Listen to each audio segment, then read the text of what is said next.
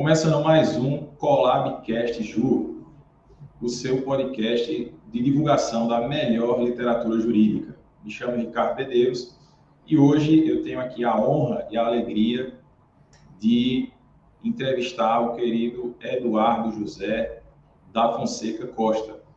O Eduardo dispensa apresentação, é juiz federal, mestre, doutor em Direito, professor de graduação e pós-graduação e tem centenas de artigos publicados e livros. E sempre textos muito bem escritos, muito bem pensados, questões profundas, enfrentadas com vigor e com muita criatividade. O Eduardo tem essa característica. Então, seja bem-vindo, Eduardo. É um prazer recebê-lo aqui no nosso podcast. Prazer é todo meu, Ricardo. Obrigado pela apresentação generosa. É um prazer estar ao vivo pela primeira vez contigo. A gente sempre fala por rede social. Quiçá um dia eu chego aí novamente em Recife para poder te conhecer e te dar um abraço. E, enfim, sou fã do seu texto. Eu recentemente recebi o seu livro, já estou na metade. Esse livro espetacular que você escreveu sobre liberdade religiosa é um tema que a mim é muito caro. Enfim, então é um prazer triplo falar com uma pessoa tão qualificada como você, falar com um recifense, portanto, alguém de uma cidade que eu amo muito, já fui muito a Recife. Aliás, eu costumo brincar que eu já palestrei mais em Recife do que na minha própria terra, que é São Paulo. E, enfim, está aqui para debater, para conversar sobre um tema tão legal, né? Que é esse que Fico emocionado e lisonjeado com suas palavras. Vou fazer um corte até desses elogios para guardar aqui para mim, porque fico muito feliz. Nós vamos falar aqui hoje sobre o mais novo texto, o mais novo livro publicado pelo Eduardo, que é o livro Princípio Não é Norma. O livro foi publicado esse ano, né, pela editora Casa do Direito, não é isso mesmo, Edu? Eu não estou com o meu exemplar aqui agora, mas o Eduardo está ali, vai apresentar o livro.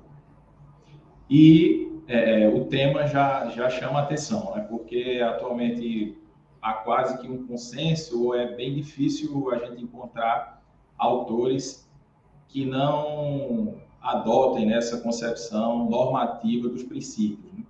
Então, a maioria dos textos, eles se limitam a discutir a distinção entre princípios e regras, mas é muito raro encontrar um texto que questione a própria normatividade dos princípios.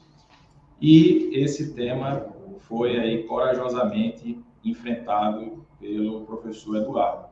Então, eu já começo, Eduardo, te perguntando como é que surgiu a ideia de escrever e pesquisar sobre esse tema, porque a gente, analisando a tua bibliografia, tem diversos artigos de dogmática processual, artigos de filosofia do processo, de teoria do processo, teoria do direito, e o que te levou agora a despertar o interesse a pesquisar especificamente sobre a normatividade dos princípios? Bem, Ricardo, eu confesso que eu não planejava escrever esse livro.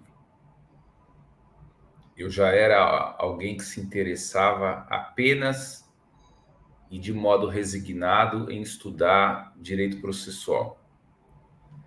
Eu não sou um estudioso profissional de outros ramos do conhecimento que não a dogmática em sentido estrito do direito processual. É bem verdade que eu tenho um pendor por leituras de textos sobre teoria do direito, filosofia geral, filosofia particularmente jurídica, sociologia jurídica, mas eu sempre realizei esses estudos muito mais com o propósito de apoiar os meus trabalhos estritamente dogmáticos sobre direito processual. No entanto, algo foi me chamando a atenção. Eu era estudante do Largo São Francisco na década de 90, eu entrei na graduação em 93 e me formei em 97. E eu fui uma testemunha privilegiada dessa transição entre a ideia de que os princípios não têm normatividade para a ideia de que eles sim têm normatividade. Eu me lembro dos livros que estudei no início da graduação, que costumavam usar a dicotomia normas e princípios. E eu concluí a graduação já comprando livros que diziam que os princípios eram um gênero, era uma espécie ao lado das regras, ambas pertencentes ao gênero norma. Então, em 5 anos de faculdade, houve um giro de 180 graus. Mas o que me chamou mais a atenção é que essa transição de uma crença para outra foi uma transição feita por uma espécie de apagamento.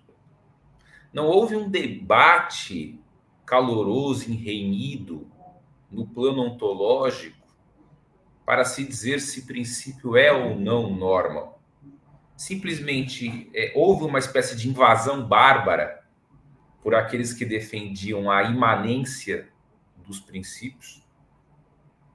E aqueles que até então defendiam a transcendência dos princípios, simplesmente se silenciaram.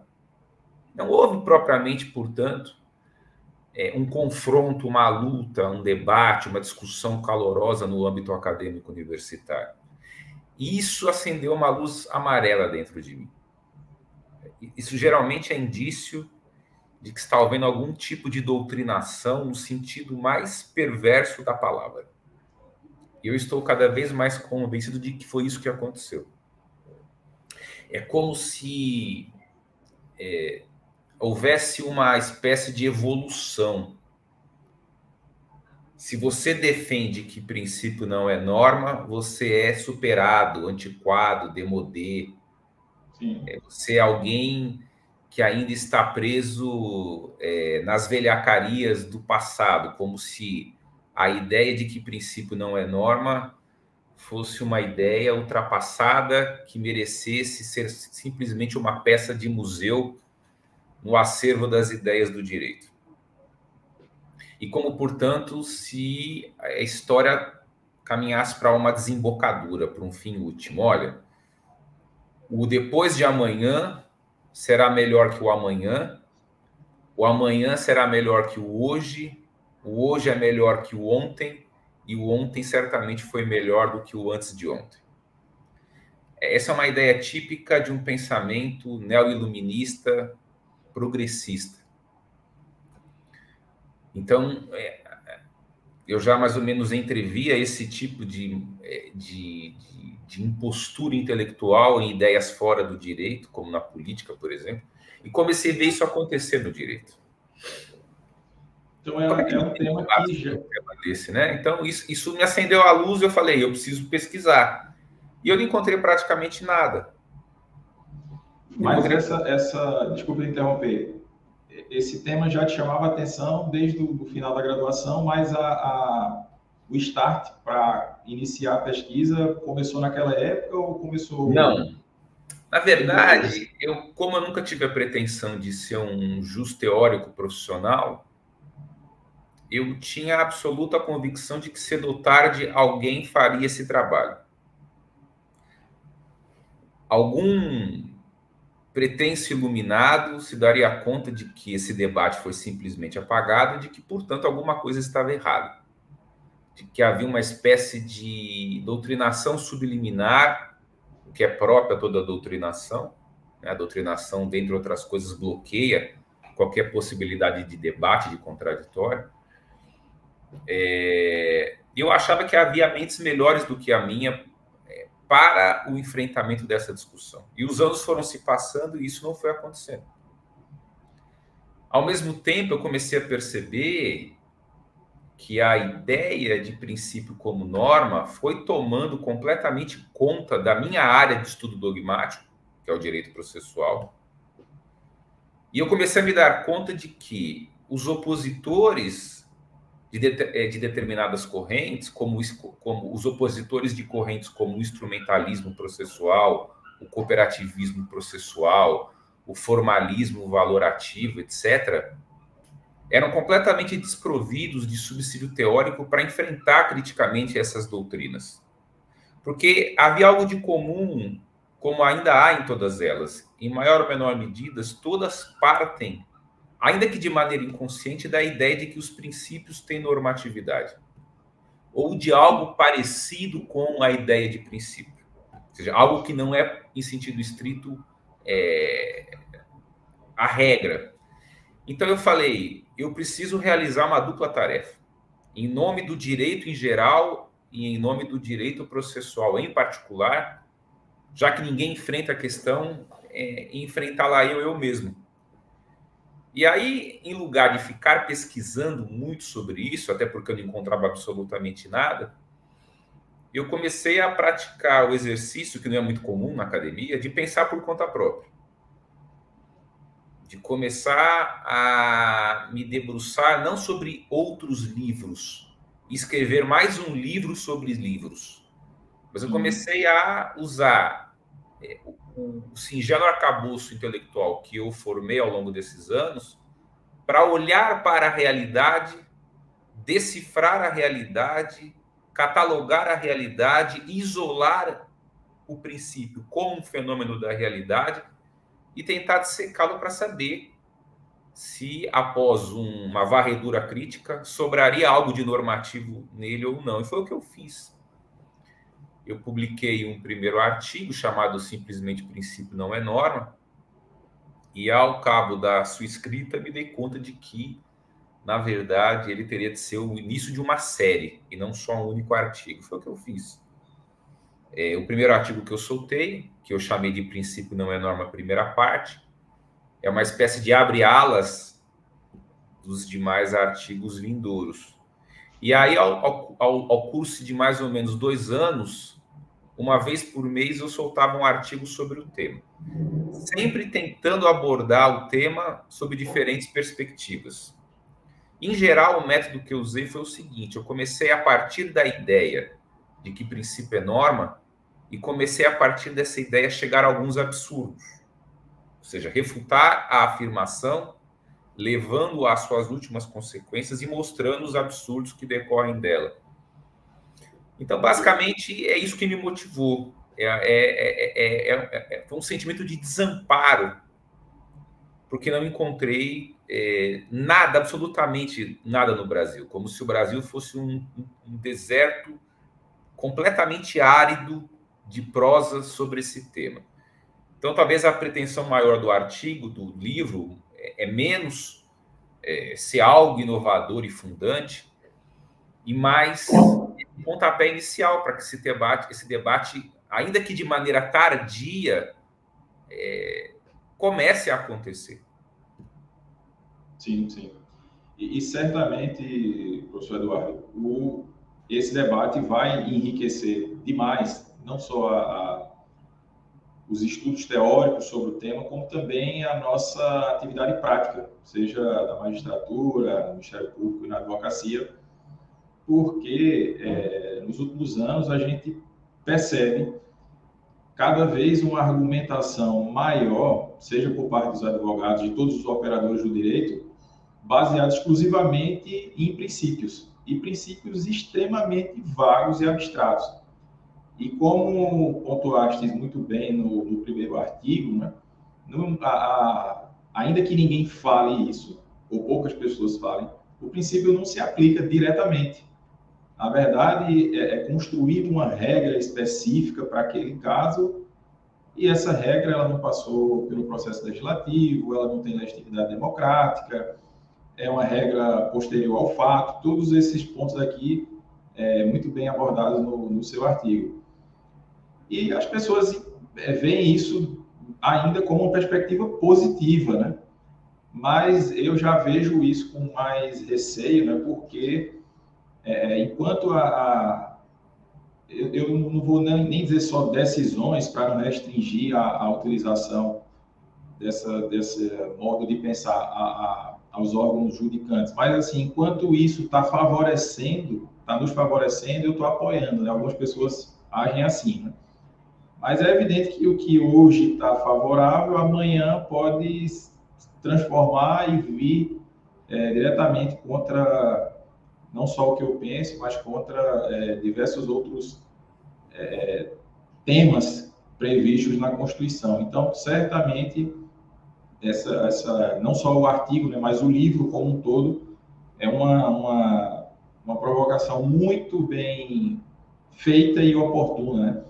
Tal como foi o artigo, o processo como instituição de garantia, que para mim é um artigo clássico, inclusive a descrição, né, do conteúdo jurídico do princípio do devido processo legal, ou do devido processo legal em si, ela me marcou muito. E sempre que eu escrevo sobre isso na minha atividade prática, eu sempre tento reverberar aquelas ideias, né? Porque eu até reflito sobre esse tema pensando de que, às vezes, a concepção que se tem do devido processo legal é uma concepção que, na prática, ela é ineficaz.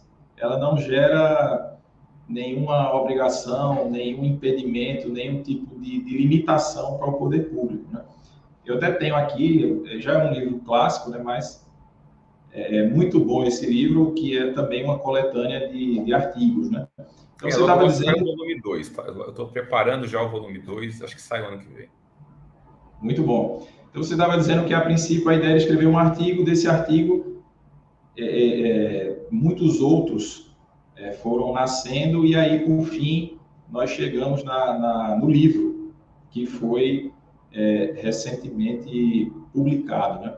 Eu ia até te perguntar, né, se como era a tua forma de escrita, se cria um sumário, já pensa a obra completa, do início ao fim, mas terminou que você respondeu parcialmente aí, dizendo que, a princípio, pensou só naquele artigo, né? Mas te pergunto em geral, como já escreveste diversos livros, dissertações de mestrado, tese de doutorado, como é que Eduardo José da Fonseca Costa escreve e, principalmente, pesquisa, né? Lê tudo a princípio para depois escrever, vai fazendo ao mesmo tempo, lendo, pesquisando e escrevendo, ou escreve e depois vai só juntar ali as referências? Olha, Ricardo, eu já me libertei desse cacoete acadêmico universitário formal de acreditar que um texto só é bom se ele tem referências bibliográficas. Eu já me libertei disso completamente. Eu hoje escrevo sem essa preocupação. Eu, em geral, escolho um tema que me incomoda, começo a mais ou menos lançar algumas ideias brutas a respeito dele.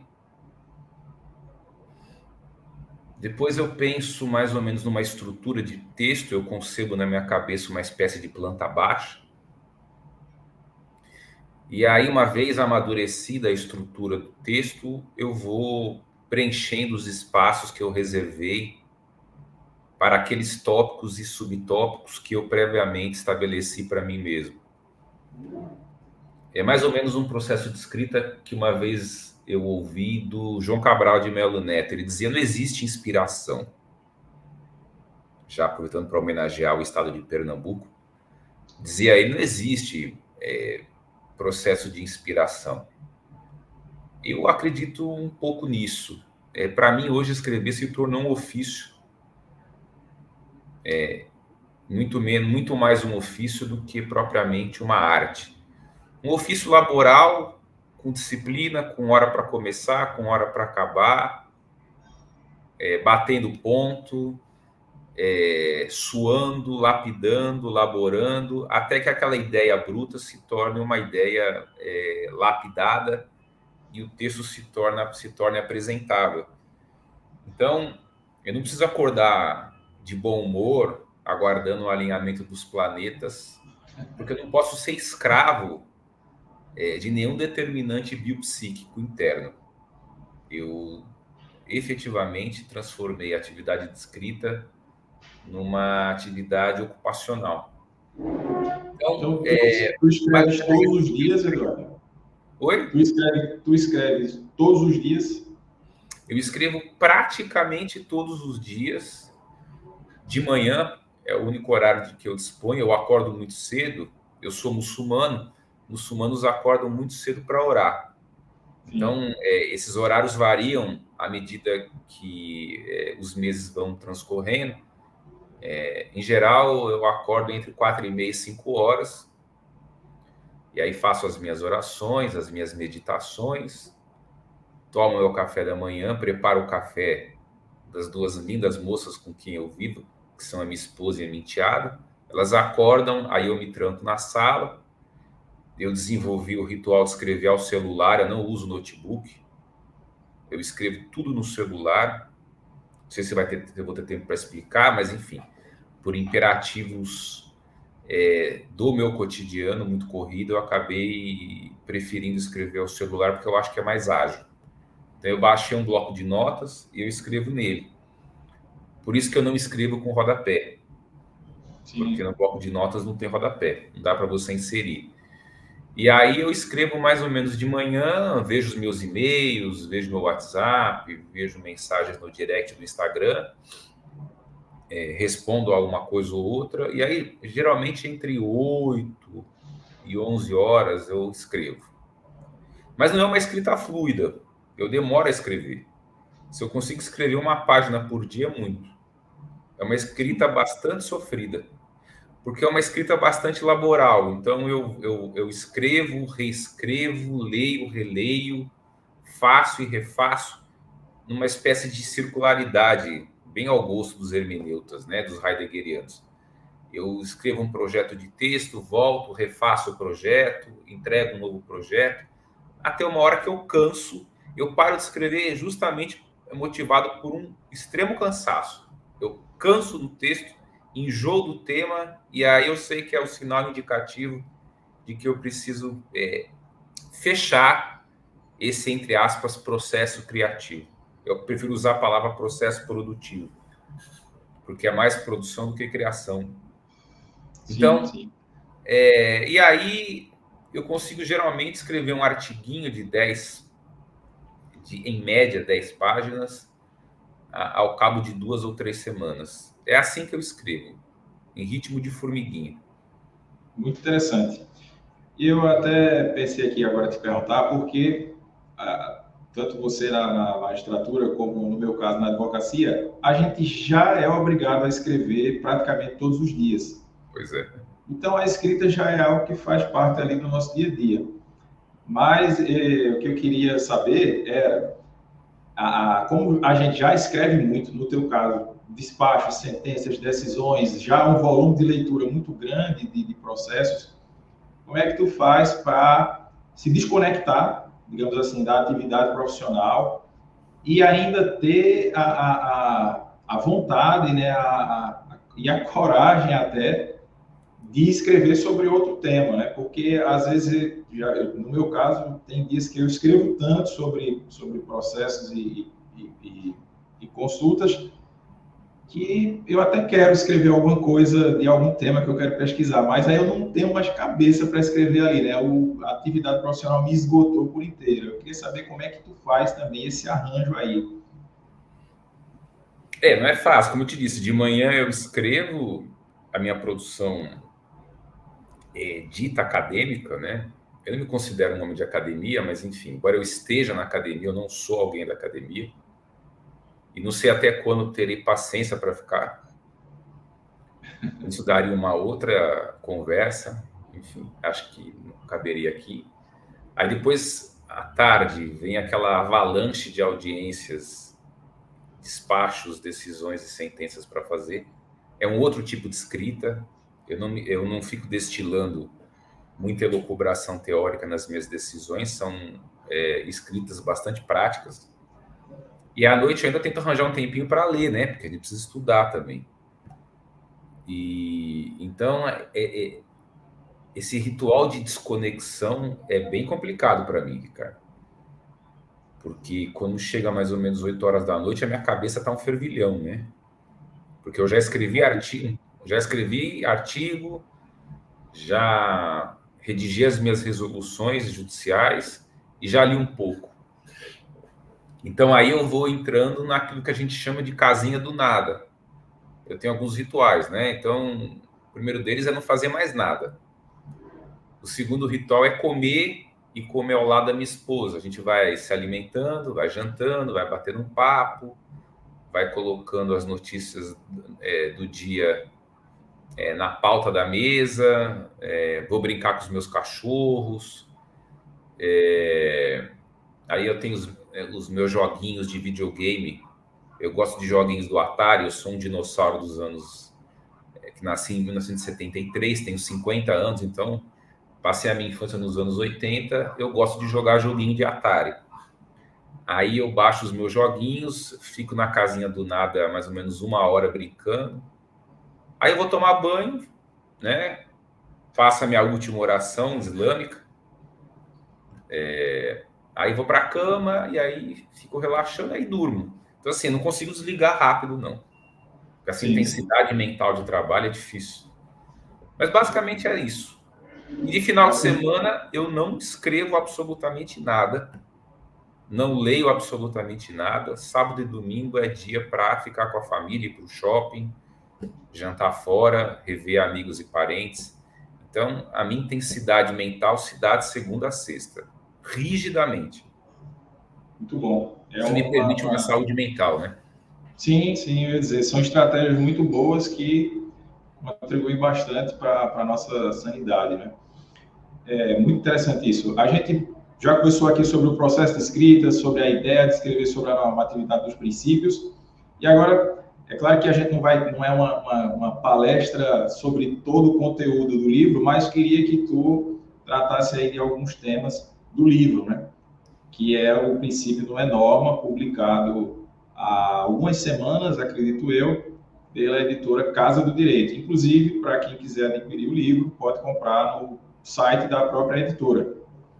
Então, já te pergunto, né, uma pergunta inicial, mais simples, né, para a gente tratar agora especificamente sobre o assunto do livro, se princípio é ou não é norma, né? Eu estou absolutamente convencido de que não. E graças a Deus eu não estou sozinho, né? Essa ideia, desde que eu publiquei o primeiro artigo, vem crescendo. Há um grande jurista alagoano, de quem sou fã e amigo, que é o Adriano Soares da Costa, que igualmente compartilha da ideia. E há um grande pernambucano, talvez tenha sido o primeiro a enfrentar seriamente a discussão, recusando aos princípios qualquer tipo de normatividade, que é o Nelson Saldanha, do seu livro Filosofia do Direito. Por isso que sempre me causa espécie a ideia de princípio como norma ter graçado tanto no estado de Pernambuco. Vocês deveriam ser os primeiros brasileiros a terem resistido a isso, seja com base em Lorival Villanova, por exemplo, seja com base no próprio Nelson Saldanha. Mas, enfim, vocês tinham todas as ferramentas teóricas na mão e acabaram também sucumbindo, como todo o país sucumbiu, né? Veja, como você já adiantou, e vou tentar fazer um resumo bem grosseiro das ideias principais por falta de tempo e espaço. Como você adiantou, é absolutamente impossível se aplicar um princípio diretamente a uma situação prática. Por uma razão muito simples, os princípios sofrem de uma espécie de privação estrutural. Eles não têm autossuficiência operacional por uma única e simples razão. Eles sofrem de uma espécie de carência descritiva. Eles não descrevem nem quando se aplicam, nem quais consequências decorrem dessa aplicação. Ou seja, eles não têm uma estrutura hipotético-condicional por definição. Porque se o tivessem, não seriam princípios, seriam regras. Por isso, usando aqui uma terminologia pontiana, é impossível que os princípios incidam.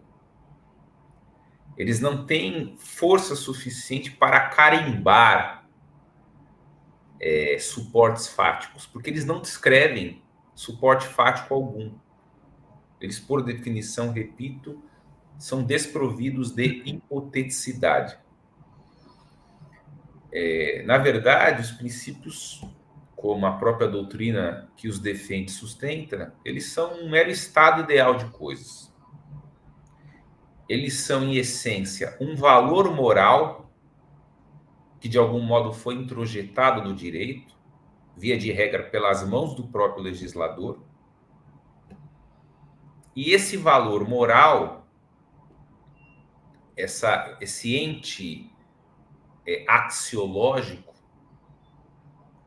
serve de inspiração, serve de sopro moral, para que, com base nele, o legislador, ou quem lhe faça as vezes, aí sim, edite regras que os concretizem. Portanto, não é possível que se aplique um princípio. Na verdade, o que você aplica é a regra que concretiza o princípio. O princípio é uma espécie de idealidade deôntica. Eu vou usar aqui entre aspas, porque, a bem da verdade, eu vou escrever agora um novo artigo que vai integrar a segunda edição do livro. Eu já estou pensando na segunda edição, porque eu preciso escrever sobre outras coisas. Eu já sabia que isso ia acontecer. É um tema infindável, porque é um tema que se embrenhou demais na vida jurídica nacional. Ele não é bem um dever ser ideal. Você precisa colocar isso entre aspas, né? Porque senão você teria dever ser que não é norma. Então, quando a gente fala aqui que o princípio é um dever ser ideal, eu estou usando aqui em sentido analógico. Ele é um estado desejável de coisas, ele é uma meta, ele é um objetivo, ele tem essa teleologicidade. Então, mas é uma meta não coercitiva para o legislador. O fato de o princípio não ter normatividade não implica que ele seja desimportante. E ser importante não leva os princípios a terem normatividade. Há muita confusão aqui. Eles são importantes porque eles são fontes de inspiração para a criação de regras pelo legislador, que é quem tem legitimidade democrática para tanto. É também fonte de inspiração ao juiz para o preenchimento de lacunas. E é a partir do princípio que o juiz cria a regra que vai preencher a lacuna. O princípio não preenche a lacuna por si mesmo. Ele inspira o juiz a criar uma regra como se legislador fosse para preencher o buraco no sistema. E os princípios, eles são importantes na dita interpretação teleológica, porque eles ajudam a que se interprete a regra que foi editada para concretizar aquele princípio.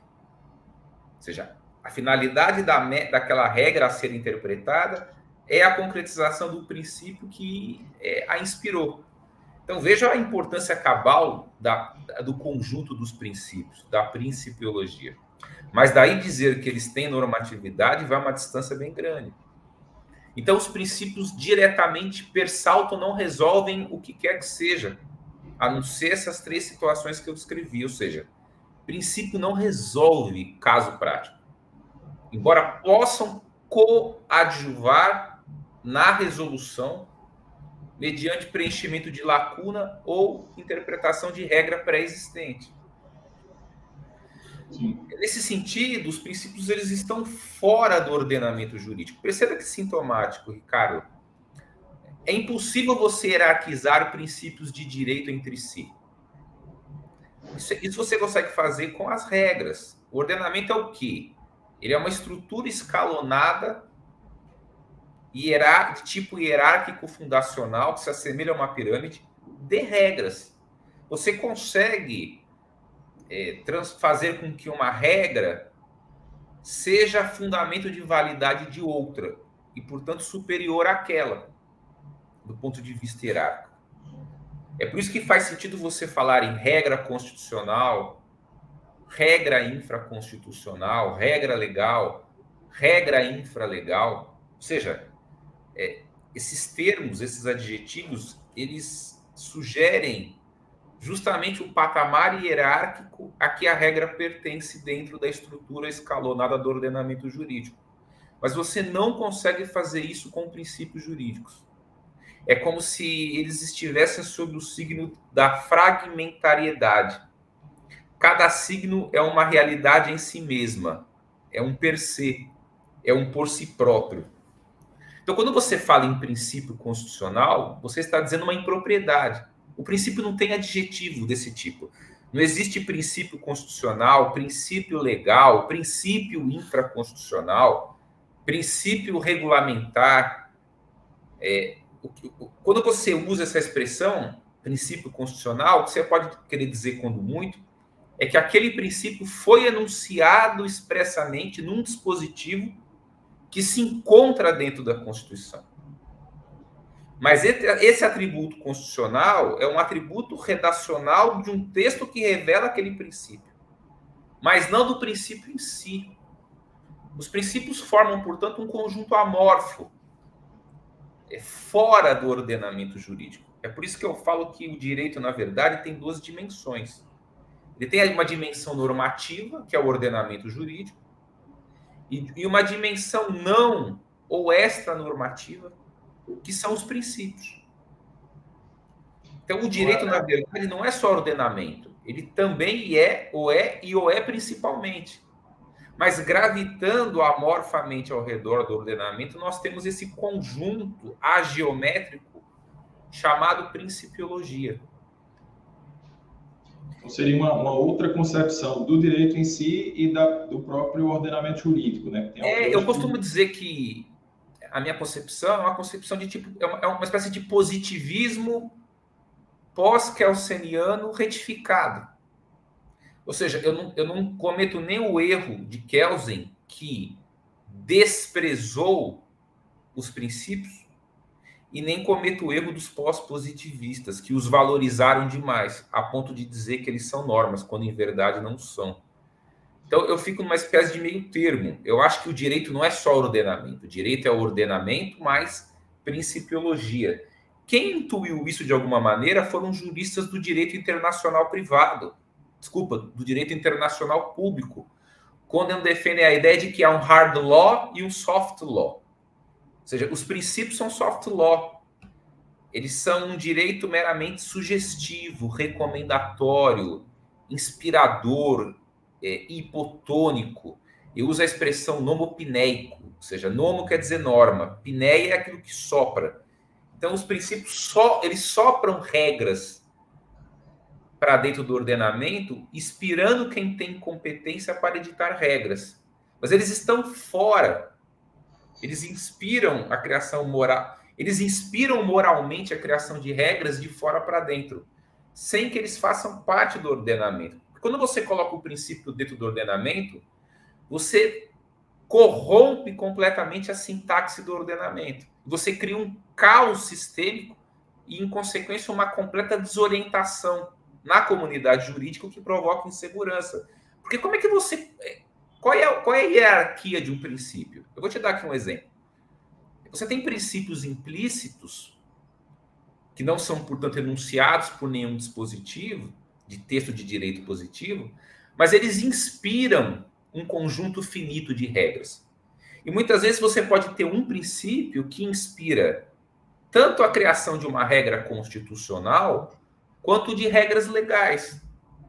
Ou seja, ele perpassa de maneira subentendida diversos escalões do ordenamento. A pergunta que eu faço é, se é assim, qual é a hierarquia de um princípio? Você não consegue imputar a hierarquia para princípio. Isso é um atributo que não é dele, é de regra. Então, quando você coloca o princípio dentro do ordenamento, você tende a achar, por tentação, que ele é uma supernorma. Sim. Que ele é mais forte do que uma regra. O que é um arrematado absurdo. Então, aí você tem aquelas sandices, como decisões do Supremo, que reescrevem regras constitucionais com base em princípios. Como foi aquele julgamento que instituiu a união estável homoafetiva. Não há nenhum preconceito meu aqui em relação ao público LGBTQI+. Não é isso. problema é o modo como isso foi feito. O Supremo falou o seguinte: essa regra que diz que a família é constituída apenas e tão somente por homem e mulher vai ser reescrita à luz do princípio da vedação da discriminação, como se houvessem normas constitucionais e inconstitucionais. Né? O Supremo fez uma espécie de interpretação conforme aqui, incorrendo no pesadelo do Otto Bischoff. Né? Então, veja a perplexidade. É como se existisse um conjunto de normas com uma positividade supraconstitucional. O Supremo fez isso quando promoveu esse julgamento. Então, são essas loucuras que os princípios provocam. E são loucuras porque, como eu já expliquei em alguns lugares, embora não tenha escrito isso no meu livro, mas vou escrever, a origem da normatividade dos princípios está exatamente na prática jurisprudencial dos tribunais do Terceiro Reich. Então, a ideia de princípio é a fundação propriamente dita de um irracionalismo dentro do direito e, portanto, um absoluto niilismo metodológico, para dizer o mínimo. Perfeito. Eu até te pergunto, já aproveitando, eu me recordei aqui na minha época de faculdade ainda de um congresso em que um doutrinador, né, do direito administrativo trouxe uma série de casos práticos e, para demonstrar a relevância dos princípios, ele meio que resolveu todos ali só por princípios, né?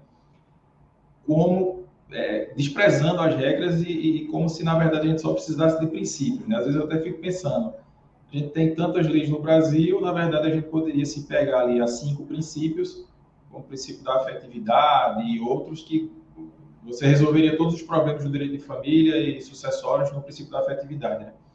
Mas, já pegando o gancho do que tu estavas falando, então, o problema de se conceber normatividade aos princípios, ele é um problema que é maior do que até mesmo a discussão travada dentro da teoria da norma. Ele seria um problema que se irradiaria por outros campos do direito e como tu bem pontuaste nos artigos iniciais, em que pese o foco seja da discussão, seja se princípio, qual é a diferença de princípio e regra, mas as consequências práticas dessa concepção normativa dos princípios, ela é muito além da discussão da teoria da norma. Então, ela abrange até o autoritarismo judicial, ela abrange a déficit democrático, tudo, e uma infinidade de temas. Então, nos outros artigos que tu escreveu, nos capítulos do livro, tu vai fazendo essa descrição de que, como aquele problema inicial, ele também é pressuposto de um outro problema. Como tu citas a discussão da existência do processo estrutural, cooperativismo, teoria dos precedentes e uma infinidade de temas, né? Então, na tua concepção, o problema é mais amplo. Eu tô pensando, se você lê o livro, você percebe que ele é uma espécie, eu falo isso na introdução, de uma parte geral da crítica à teoria dos princípios. Ou seja, eu não trato do estrago que eles fizeram em cada um dos ramos dogmáticos do direito. Num caso ou outro, eu cito exemplos como o direito penal, o direito processual civil, o direito administrativo, o direito constitucional, para ilustrar considerações de índole justo-teorética. É um livro que se pretende de teoria do direito.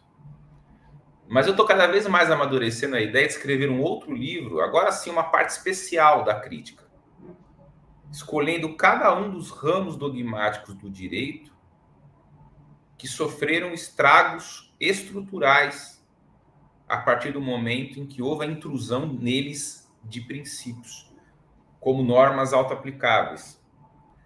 É difícil escolher um ramo do direito que não tenha sido completamente desarticulado do ponto de vista sistêmico. Você falou do princípio da afetividade, talvez o direito de família tenha sido o ramo do direito mais desfigurado por princípios.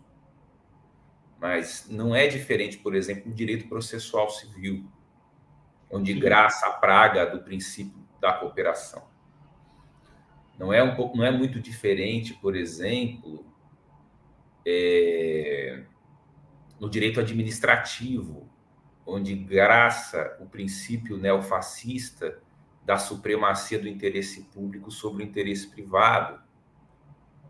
No direito penal, por exemplo, nós temos um princípio que aparentemente é simpático, porque ele é caro à ideia de liberdade, mas do ponto de vista metodológico ele é problemático, que é o princípio da insignificância. Quando o juiz diz que uma conduta é insignificante, ele está criando para o caso concreto uma regra pré-excludente de tipicidade penal. Porém, como eu estou dizendo aqui, é uma espécie de ativismo judicial do bem.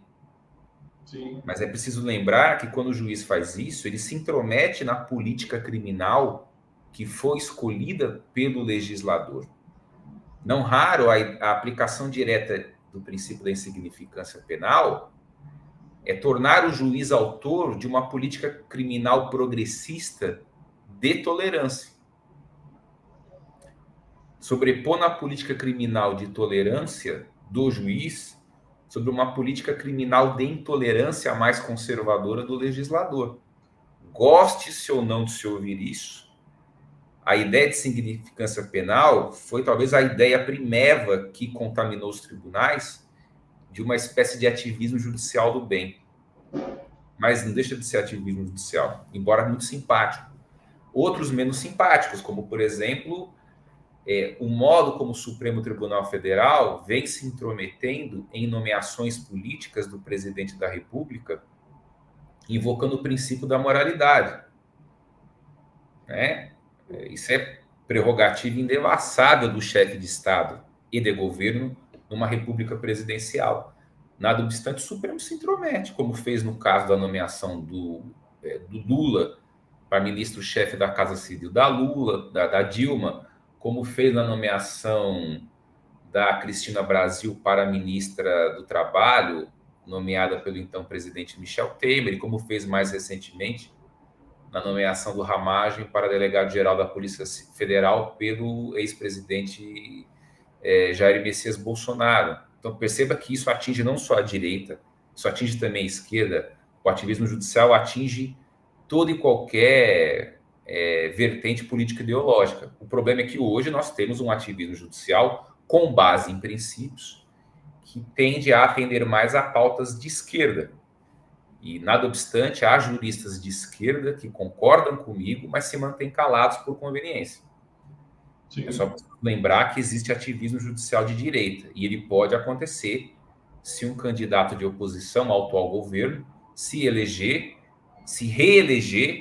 e fizer um sucessor que também se reeleja, porque isso ensejará várias nomeações de juízes conservadores ao Supremo Tribunal Federal, que pode, cedo ou tarde, se transformar numa corte de maioria conservadora, e aí sim, ao arrepio da atividade legislativa, promover reviravoltas jurisprudenciais, desfazendo todas as conquistas progressistas que o Supremo tem feito em lugar do Congresso Nacional. Por isso que essas conquistas civilizatórias, tão bradadas pelo progressismo, podem ruir também com uma canetada de ministro relator em ADPF. Né? Porque o pau que bate em Chico, bate em Francisco. Eu tenho certeza, professor, que numa situação dessa, muitas pessoas que hoje defendem, né, com muita veemência o ativismo judicial... Vou mudar de opinião em 15 minutos. Justamente. Ou menos.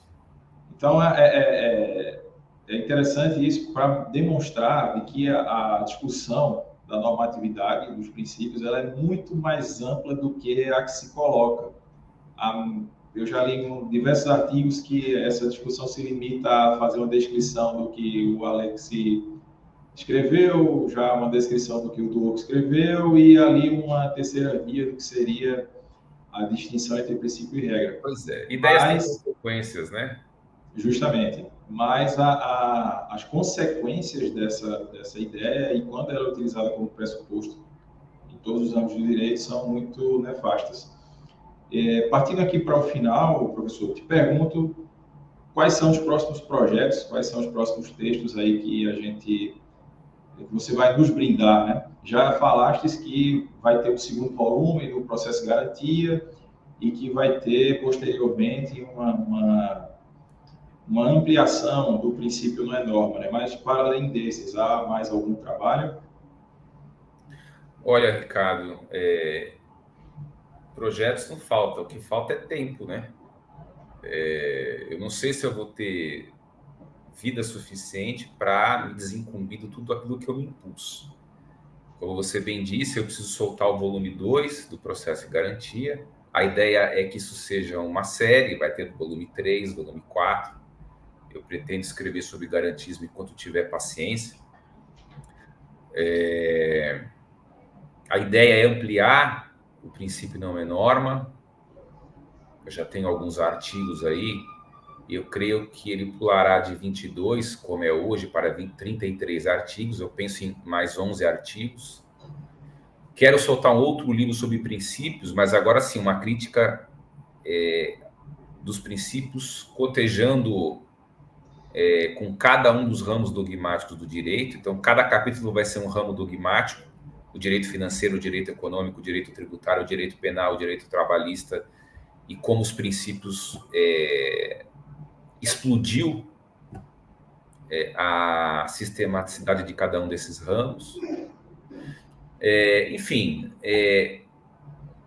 mais para frente, eu penso em escrever também uma espécie de tratado ou ensaio sobre o que eu chamo de uma ciência política do processo civil. As pessoas acham que o direito processual é um ramo extremamente técnico, né? São as chamadas técnicas processuais, como se o processo fosse um âmbito ascético, sem contagiação bacteriológica, quando na verdade não é, né? O processo não é construído apenas e tão somente como um cálculo tecnicista entre meios e fins. O processo é bastante impregnado por opções político-ideológicas. Você tem processualismo de direita, processualismo de esquerda, você tem uma visão processualista mais liberal clássica, uma visão mais neoliberal, uma visão mais socialista, uma visão mais fascista, uma visão social-democrata, como é a do cooperativismo processual, enfim. Então, eu penso em escrever um livro explicando cada uma dessas ideologias e como elas influenciam o direito processual, especialmente o direito processual civil. Eu ia dizer que tu tem já um artigo introduzindo, né, a esse tema, que é um artigo muito bom para o pessoal pesquisar, muito interessante mesmo. Eu já dei um curso sobre isso no Instagram, depois eu apaguei os vídeos. Todos os anos eu dou esse curso, Processo e Ideologia, para os alunos de mestrado da Universidade Nacional de Rosário, na Argentina. Eu sou professor convidado do programa de mestrado e, mais uma vez, esse ano eu ministrarei esse curso em 5 ou 6 aulas. No Instagram eu dei em 8. Mas eu preciso transformar isso num livro. Há um artigo, mas esse artigo já não encerra mais a minha atual ordem de pensamentos. Depois desse artigo, eu refleti melhor sobre a social-democracia processual, que é o cooperativismo processual, grosso modo, e também venho pensando sobre aquilo que eu chamo de ceticismo ou conservadorismo liberal processual. Um processualismo inspirado nos lugares comuns de ideologias como propugnadas, por exemplo, por Michael Oakeshott, que é o meu autor em política preferido, ou um Roger Scruton, enfim, um liberal conservadorismo no processo, que a mim me parece que é a ideologia com mais afinidade eletiva com o garantismo processual que eu defendo. Portanto, em matéria processual, eu sou declaradamente um liberal conservador. São excelentes autores, diga-se de passagem. Sim. Caminhando para o fim, Eduardo, te pergunto aqui agora, para a gente terminar mais leve o nosso papo, as dicas culturais, para tu nos indicar um livro de direito, um livro que não seja de direito, um filme,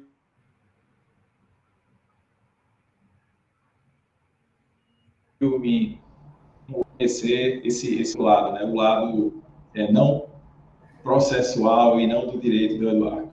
Oi, Ricardo. A transmissão interrompeu um pouco. Eu entendi que você me pediu a dica de um livro jurídico. Seria as dicas culturais, para você. Um livro jurídico, um livro não jurídico, uma comida, um filme, uma música, um lugar. Rapaz, é tão difícil, né? Eu sou um compulsivo por leitura. Eu, há 20 anos, leio um livro por semana. Então, assim, eu já li muita coisa. Eu acho não que... seria o melhor de cada um. Seria apenas um que veio à tua mente agora. Eu acho que um livro importante, me parece a pedra fundamental para qualquer introdução ao estudo da ciência do direito. Então, esse livro é recomendável para alunos, para não alunos que se interessam pelo direito, para recém-formados, para pós-graduados, para todo mundo. É ler Kelsen. Eu acho que a Teoria Pura do Direito é um livro que precisa sempre ser lido, ainda que criticamente. Eu próprio não me considero um kelseniano. Eu me considero um pós-kelseniano. Mas é preciso ler com olhos generosos Kelsen. E, para tanto, eu recomendo que se pesquise a biografia dele. Saber quem ele foi. Eu acho que é muito importante você entender o contexto em que o autor escreveu aquele livro para entender bem o livro. E não confinado em Kelsen, mas a partir de Kelsen repensar o estado atual de coisas. Ainda que seja para discordar dele em parte. Acho um livro fundamental. Um livro não jurídico, olha, é difícil. Como eu disse, eu sou muçulmano, mas há um livro de apologética católica que eu sempre menciono. Aliás, mais de apologética cristã do que católica, que é um livro chamado Ortodoxia, do Chesterton. Eu acho esse livro das melhores coisas que eu já li na minha vida e acho dificilmente encontrarei outro melhor do que ele. Eu citei o Michael Oakeshott. Ele tem um livro de que eu gosto muito chamado Sobre a História, On History. Não é o melhor livro dele, mas é um livro que tem um artigo que eu gosto muito chamado The Rule of Law, que a gente porcamente traduz por a regra de direito, ou a ideia de Estado de Direito, que me parece a tradução mais adequada. Esse livro é o resumo de como eu particularmente penso o direito. Esse artigo encerrado neste livro. Enfim, tem tantas obras interessantes de literatura. Eu gosto mais de citar autores do que citar livros propriamente, né? Gosto muito do Padre Antônio Vieira, Machado de Assis, Gustavo Corsão. Para mim são os melhores prosadores da língua portuguesa, ao lado do Eça de Queiroz. Filme, eu sou cinéfilo, né? Então, assim, também fica muito difícil. Há um que me calou muito na alma, porque eu já tinha lido o livro, já tinha lido a biografia do autor do livro, já tinha lido a biografia do diretor do filme, que é uma adaptação, e a própria história da confecção do filme é muito interessante, renderia outro livro, que é um filme chamado Il Gatto Pardo, ou Leopardo. Esse filme, salvo engano, tem em alta resolução no YouTube. Daria para fazer uma interpretação aqui do filme durante horas. É um filme de espírito barroco, que de algum modo explica a melancolia do jurista que nos tempos atuais padece da nostalgia da segurança jurídica. É um livro barroco porque de algum modo é um livro que exprime a alma de alguém que, diante do mundo novo, o vê caminhando para a ruína. Nada obstante, nada consiga fazer para evitar isso. Esse livro descreve um pouco o estado desalentado de alma de muitos dos juristas que não sabem o que fazer diante da catástrofe que se tornou o direito dentro e fora do Brasil, e diante da catástrofe que tem se tornado a prática jurisprudencial dos tribunais brasileiros em geral e do Supremo Tribunal Federal em particular. Comida, eu sou um lusófilo, então eu gosto de tudo que diga respeito a Portugal. E como não poderia deixar de ser, eu amo a comida portuguesa. E eu tenho uma memória afetiva com bacalhau, porque era o prato preferido da minha mãe. E de vez em quando ela saía comigo para almoçar fora e a gente ia para alguns restaurantes no centro de São Paulo, quando o centro de São Paulo ainda era transitável, hoje virou uma grande Cracolândia. E eu tenho essa memória afetiva, então talvez o bacalhau seja a minha nas suas diferentes modalidades, né? É difícil escolher qual é o tipo de bacalhau que eu prefiro. Então, assim, viagem, eu sempre gosto de me reportar a última viagem que fiz. E a última viagem que eu fiz foi para a Espanha, mas eu me limitei aos reinos de Castilha-La Mancha e Andaluzia. Então, eu fiz a Espanha castelhana e a Espanha muçulmana. Eu não fiz, por exemplo, as Espanhas aragonesa, catalã, eu não fiz o norte da Espanha. Então, foi um passeio assim que me marcou profundamente a alma. Fiz há 1 ano e meio e até hoje eu tenho digerido o passeio, que eu percebi que eu não estava à altura da quantidade de informações que eu recebi. E viajar a Portugal sempre é um prazer, né? Como eu disse, eu sou um lusófilo e Portugal é daqueles poucos países que quanto mais você visita, mais você descobre novas coisas para visitar quando você volta para o aeroporto, indo embora para o Brasil. Então, Portugal é um destino para o qual eu sempre volto. Sim, sim. Excelentes dicas culturais, Edu. Bom, gostaria de te agradecer pela tua disponibilidade, pelo teu tempo, por todo esse conhecimento que nos foi passado aqui no vídeo e pelas publicações, né? A gente fica aí ansioso pelas próximas publicações. Quem ainda não adquiriu o livro, né? A editora Casa do Direito, você consegue comprar diretamente no site da editora e vai aí, com certeza, ter uma leitura muito agradável, uma leitura muito prazerosa e eu diria até que inquietante, porque questiona pressupostos tidos como pontos inquestionáveis, né, na nossa academia. Então, muito obrigado, Edu, pelo teu tempo e te deixo aí para as últimas palavras. Bem, Ricardo, obrigado. Indico o livro. O princípio não é norma. Não tenho a pretensão de mudar a cabeça de ninguém. A minha humilde pretensão é que, ainda que de maneira tardia, se instale no Brasil um debate que nunca aconteceu. Ainda que a comunidade jurídica brasileira chegue à conclusão de que, de fato, os princípios são normas, pelo menos eu espero que ela chegue a essa conclusão de uma maneira muito menos imatura do que o modo como chegou na virada dos anos 90 para os anos 2000. Nós precisamos voltar a essa página e exauri-la para que, pelo menos, se quisermos continuar com os princípios, nós continuemos com eles de uma maneira teoricamente mais bem estruturada. Não que os autores que defendem que os princípios são normas não o tenham feito, mas talvez o tenham feito de um modo mais acomodatício, porque não foram incomodados por opositores. Isso tende a enriquecer o debate e só quem ganhará com isso é o cidadão brasileiro. Verdade. Muito obrigado, Edu. Sigam o professor Eduardo nas redes sociais, ele está no Instagram, sempre fazendo publicações muito interessantes, vez ou outra sai uma indicação de livro e de outras coisas culturais importantes. O Edu também tem um site e lá ele disponibiliza um histórico, né, da bibliografia, os livros, os artigos. Então, para quem quiser conhecer mais o professor Eduardo, eu sugiro que o sigam nas redes sociais. E muito obrigado pela audiência, nos mandem suas considerações e críticas e logo mais teremos o próximo episódio. Um forte abraço, professor Eduardo.